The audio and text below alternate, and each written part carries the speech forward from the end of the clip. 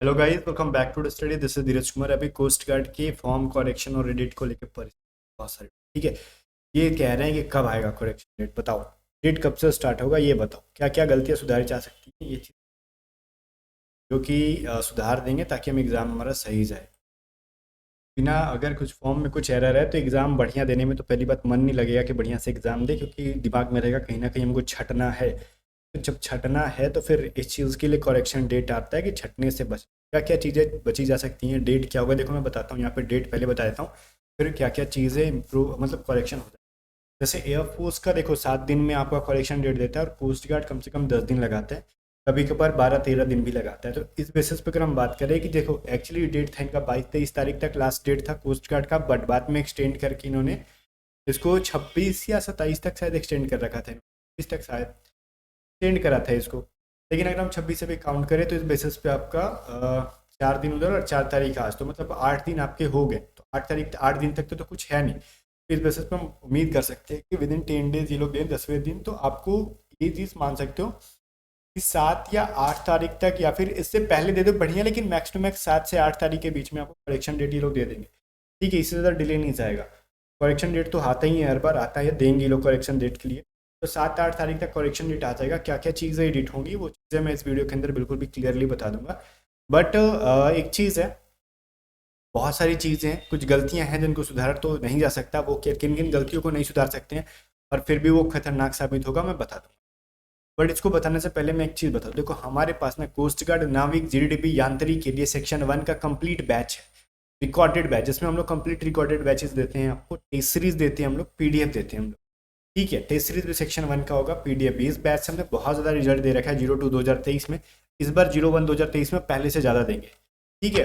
और हम बात करते हैं कि कैसे ज्वाइन करना है, तो A to Z study app को डाउनलोड कर लेना है। ऐप का लिंक डिस्क्रिप्शन में मिल जाएगा आपको, और डिस्क्रिप्शन में दिए गए लिंक को आप लिंक से ऐप को डाउनलोड करके उसमें कोर्सेज वाले ऑप्शन में 924 रुपये की बैच होगी कोस्ट गार्ड सेक्शन 1 की, तो उसको आप ज्वाइन करके और सारी क्लासेस देख पाओगे, ठीक है। और मॉक टेस्ट पीडीएफ सब मिलेगा वहाँ पे।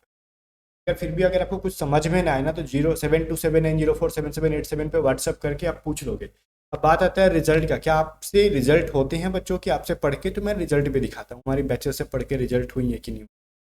तो रिजल्ट भी रेशियो हमारे पास अच्छा खासा होता है। कुछ रिजल्ट्स मैं दिखाता हूँ आपको, बटोर के तो मैं रखता नहीं हूँ। और मैं डिंडोरा नहीं पीटते चलता हूँ दिन, मतलब हमेशा हमेशा जब चीज़ें पूछते हो आप लोग तो बताते हैं हम लोग। ये 02-2023 बैच का, 02-2023 सारे अलग अलग बच्चे हैं, दिख रहे हैं कोई फोटो तो समझ में आ जा रहा होगा, यहाँ पे फोटो भी दिखता है इनका। 02-2023 मतलब समथिंग डिफरेंट डिफरेंट फोटो है, यहाँ पे चीज़ें दिख रही है आप।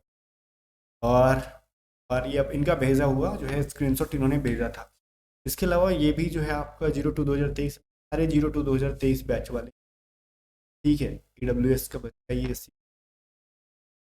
अलावा और मैं दिखाता हूँ कैसे रिजल्ट हमारे पास है।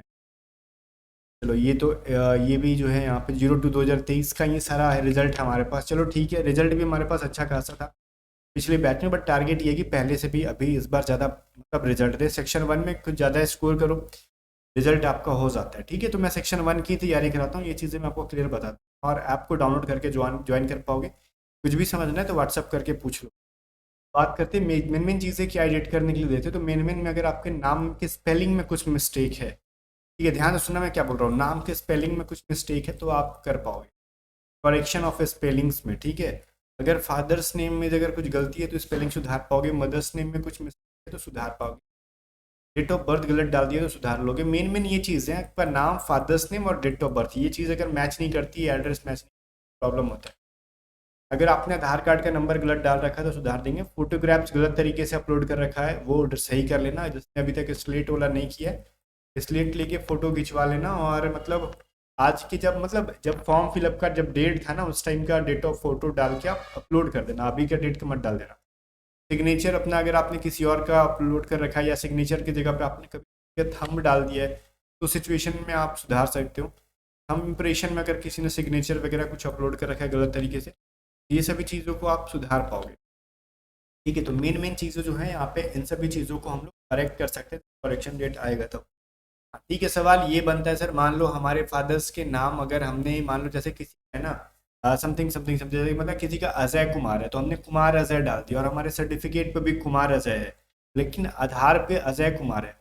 ये थोड़ा सा मैं कहूँगा लोचा वाला चीज़ है, तो आप अपने आधार को करेक्शन, क्योंकि सर्टिफिकेट करेक्शन कराना 10th 12th की, अगर सब जगह कुमार अजय है और आपके आधार पे सिर्फ अजय कुमार है, तो इनको ठीक करा लो। दिसंबर में एग्जाम है, तब तक सुधर जाएगा ना। तो अजय कुमार करा लो, और इस पे भी फॉर्म में भी अजय सॉरी कुमार अजय अगर सर्टिफिकेट पे है तो फॉर्म में भी कुमार अजय डालो, और आधार कार्ड को सुधरवा के कुमार अजय करा लो। मैंने आपको फॉर्मेट बताया, ठीक है। हम सर्टिफिकेट सुधरवाने जाएं तो बोर्ड में बहुत लंबा दौड़ना पड़ेगा, लेकिन सिर्फ आधार में वो चीज़ें करेक्शन कराई जा सकती है, तो करा लो। और फॉर्म फिलअप करते टाइम भी सर्टिफिकेट के अकॉर्डिंग डालो, और आधार को भी सेम तरीके से सुधार लो, बस, ठीक है। ये सभी चीज़ें मेरे को जो इंपॉर्टेंट चीज़ें थी मैंने बताई। अब मैं बताता हूँ किन चीज़ों को सुधारा नहीं जा सकता। अगर कोई डॉक्यूमेंट्स आपने गलत अपलोड कर दिया है, ठीक है, मार्कशीट वगैरह में, वो चीज़ें सुधारी नहीं जा सकती है। और मैं बता रहा हूँ, अगर किसी ने अगर जीडी से फिल करना था, उसने अगर डीबी चूज़ कर लिया, किसी को अगर डीबी से चूज़ करना था, किसी ने जीडी कर लिया, तो फिर कुछ प्रॉब्लम आया होगा उनको। वो चीज़ें मतलब आप अपना ये नहीं सुधार पाओगे, कैटेगरी जैसे जीडी डीपी यांत्रिक में नहीं सुधार जा सकते। अगर किसी ने अगर ओबीसी से या फिर जनरल से, डब्ल्यूएस से, अगर इन सभी चीज़ों में किसी ने कुछ अपलोड कर दिया है, एससी एसटी, तो ये सभी चीज़ें सुधार नहीं आ सकती। और मैं जो चीज़ें बता रहा हूँ आपको, जो जनरल कैटेगरी का बच्चा है उसको तो कोई भी एक्स्ट्रा कास्ट सर्टिफिकेट वगैरह का कुछ लोचा नहीं है, लेकिन अगर आप पीडब्ल्यूएस हो, ओबीसी, एससी एसटी हो, तो आपका जो सर्टिफिकेट है सभी के सभी 22 या 23, जो भी जो शुरू में लास्ट डेट था 22 सितंबर ही था शायद ना, तो 22 सितंबर या फिर उससे पहले का बना होना चाहिए, ठीक है। और आपके सर्टिफिकेट के ऊपर अगर वैलिडिटी डेट दे रखी गई है कि अगले 24 अगस्त 2024 तक अगर आपका एक्सपायर हो जाएगा या फिर उससे पहले एक्सपायर होगा, तो वो वैलिड नहीं होगा, क्योंकि उन्होंने साफ कहा था कि 24 अगस्त 2024 तक वो वैलिडिटी उसकी होनी चाहिए। अगर ऐसा कुछ भी वैलिडिटी डेट नहीं लिखा आपके किसी भी सर्टिफिकेट पे, जस्ट लाइक आपका कास्ट सर्टिफिकेट हो, ओबीसी, डब्ल्यूएस, एससी एसटी, ठीक है, तो कोई दिक्कत नहीं है। वैलिडिटी डेट नहीं लिखी है ना, तो कोई दिक्कत नहीं है, ठीक है। बट एक चीज़ मैं आपको बता दूं, अगर आप ईडब्ल्यूएस से बिलोंग करते हो, तो ईडब्ल्यूएस आपने अगर इस नए वाले फिनेंशियल ईयर का बनाया है, तो आपको डरने की जरूरत नहीं है। वो अगले साल तक मतलब आपको वो एक्सेप्ट करेंगे, क्योंकि ईडब्ल्यूएस हर साल चेंज होते रहता है। ओबीसी तो फिर भी 3 साल तक वैलिड मानते हैं हर जगह, सेंट्रल जॉब में भी मैंने देखा 3 मांग रहे हैं, तो आपसे मांगते हैं, ठीक है। तो इस चीज़ का टेंशन ना लो, रिलैक्स रहो। अगर 2023 का बना हुआ आपने डाल दिया है, या फिर किसी ने ओबीसी 2022 का भी बना हुआ डाल दिया है, और तो अब तो वो चीज़ें सुधरेंगी नहीं, तो फिर भी टेंशन लेने वाली बात नहीं है। ओबीसी जो है ना 3 साल तक वैलिड होता है, ठीक है। और उम्मीद है कि आपने सही ओबीसी डाला होगा जिसपे गवर्नमेंट ऑफ इंडिया लिखा होगा, ठीक है। गवर्नमेंट ऑफ आपके स्टेट का नाम मतलब होता है ना कि मतलब किस सरकार के अंदर के फॉर्म को फिल करोगे, और अप्लाइंग गवर्नमेंट ऑफ इंडिया ऐसा करके लिखा रहता है, वो चीज़ें वैलिड है, ठीक है। बाकी जनाब इस वीडियो को हम लोग यहीं पे एंड करेंगे। जो चीज़ें जो करेक्शन डेट में आएंगी वो मेन चीज़ें मैंने आपको बता दी, बाकी देखते हैं नोटिफिकेशन में। और एक चीज़ मैं बताऊंगा कैसे पता चलेगा, तो आपको ये मेल आ जाएगा, और जिसको ये चीज़ें मेल आ रही हैं, ठीक है, तो इसका मतलब ये नहीं कि आपके फॉर्म में गलती ही है, और जिसको मेल नहीं आया इसका मतलब ये भी नहीं कि आपके फॉर्म में कुछ गलती ही नहीं है। मेल आए ना आए, एक बार आपको वेबसाइट पे लॉगिन करके क्या करना, चेक कर लेना। अगर गलती है तो सुधारो, नहीं गलती है तो नहीं सुधारो। वो सबको मेल कर देते हैं, आपकी फॉर्म में कुछ गलती हो ना हो कोई फर्क नहीं पड़ता, वो मेल कर देते हैं, ठीक है। जस्ट वो मतलब अवेयरनेस के लिए हमने डेट निकाला। अगर आपको कुछ लगता है गलती है तो सुधार लो, क्योंकि वो बैठ के चेक नहीं करेंगे अभी।